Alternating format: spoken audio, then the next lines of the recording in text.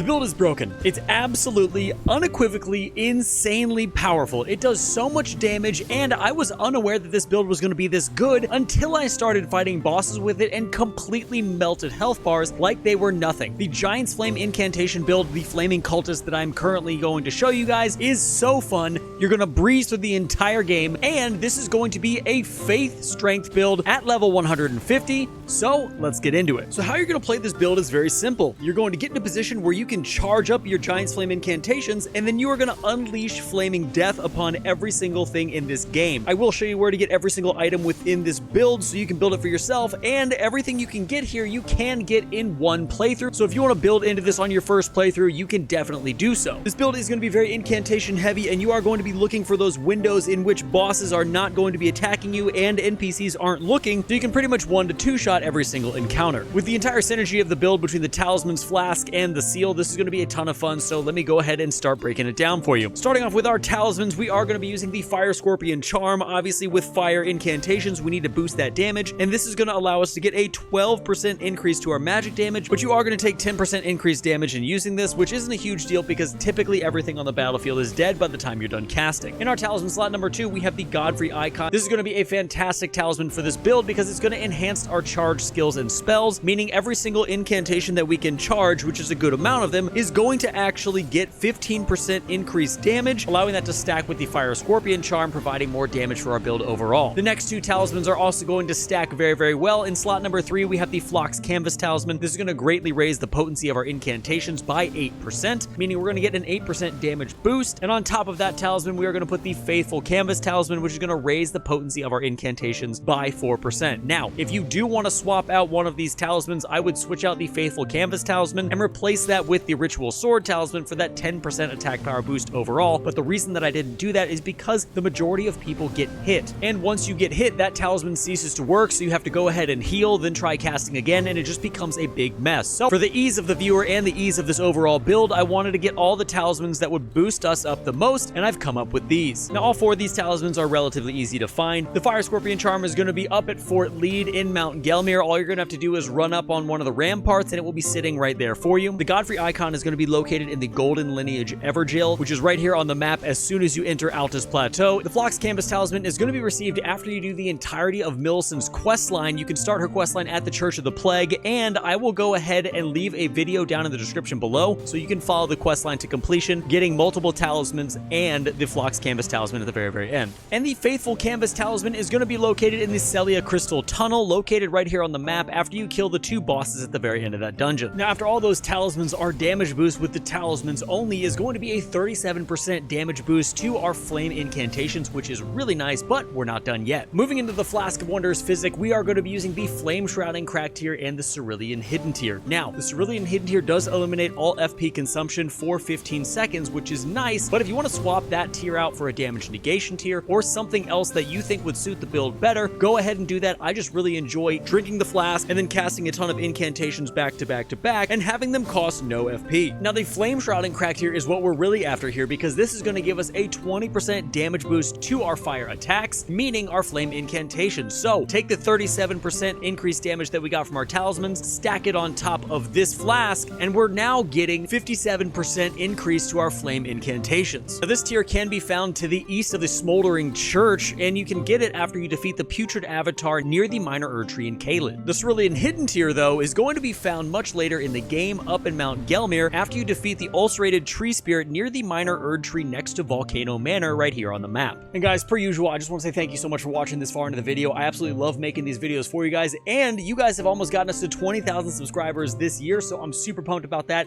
If you're finding value in the content, feel free to subscribe, hit the bell notification so you can know when I'm making more of it. And with that said, let's get into the next part of the video. Now, for our weapons and seals, we have a very interesting combination here because we are very incantation heavy, but we do need something to swing if enemies get too close and we are unable to get off our incantations. So we are going to be using the Heavy Iron Greatsword with this particular build with Flaming Strike on it. It is a fantastic weapon, and it has a strength scaling of a physical damage of 316 plus 260, and the Flaming Strike Ash of War is going to get boosted from all of the flame damage talismans and flask that we have with this particular build. although this is a faith strength build, this weapon does not have any faith on it, but with 40 strength on the build at level 150, I feel like this weapon still hits very, very hard, and with the extra damage to Flaming Strike, we're going to be just fine. The attributes required for this weapon are 18 strength and 10 dexterity, and it is a farmable weapon, but it drops very seldomly from the Red Lion Misbegottens all over the lands between. I personally got my sword from the Red Lion Misbegotten in the Hallig Tree, but I'm sure there's other places that can drop it, and if you know of one, leave it down in the comments below.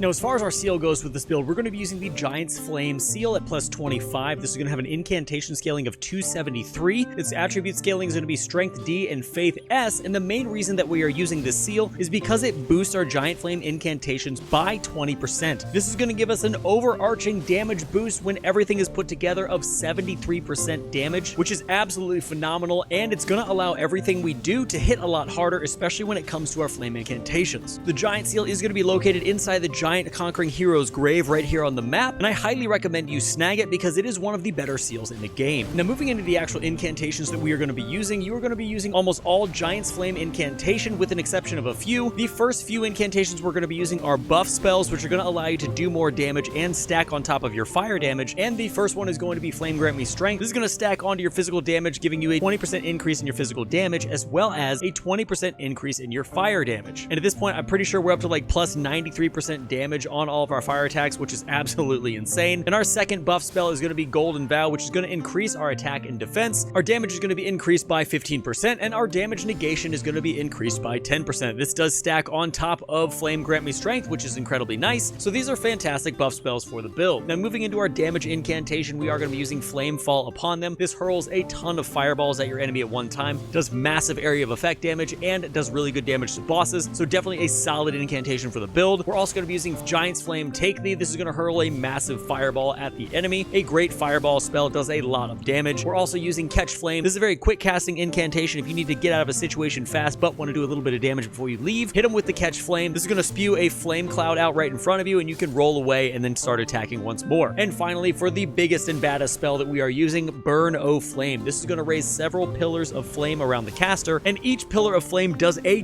ton of damage. So the most efficient way you want to use this, especially against bosses, is you want to get as close you can to the boss, smash your hands into the ground, spewing flame pillars up around them, and if you hit a boss with multiple pillars of flame, they are going to absolutely melt. Now, if you want to get any of these Giant Flame incantations for yourself, you're going to head all the way up here to the mountaintops of the Giants, and you're going to head into Guardian's Garrison here on the map. At the very top, you're going to fight an enemy with a shield, and then after you kill him, climb up the ladder, and it will be sitting in a chest, and you can take it all the way down to the Church of Vows, where you can talk to the Great Dog, and he will give you all of these incantations. And guys, the very last thing I'm going to show you here is my stats at level 150. I want you guys to know that everything was recorded in this playthrough at New Game Plus 3, so 150 is still very viable. So if you are on your very first playthrough, this build will probably hit enemies even harder because you'll be on a fresh playthrough instead of New Game, but I have 150 levels. My Vigor is at 50, my Mind is at 23, Endurance is at 20, Strength is at 40, Dexterity is at 20, Intelligence is at 9, Faith is at 60, and Arcane is at 7. In reality, you can probably take Dexterity down a little bit just so you can put more Faith and get more damage out of this, but overall, this has been a great build for me. I've been very excited to share this with you guys, and I hope you guys enjoyed it. And with that being said, guys, thank you so much for watching until the end of the video. I appreciate it. We're going to be all done with this particular build video, but I have a ton of different videos coming out over the next few days, so I'm excited to share those with you guys. If you have not subscribed yet, hit the bell notification. Do that on your way out. I would appreciate it a ton, and until next time, guys, stay safe, enjoy the game, and I'll see you in the next one.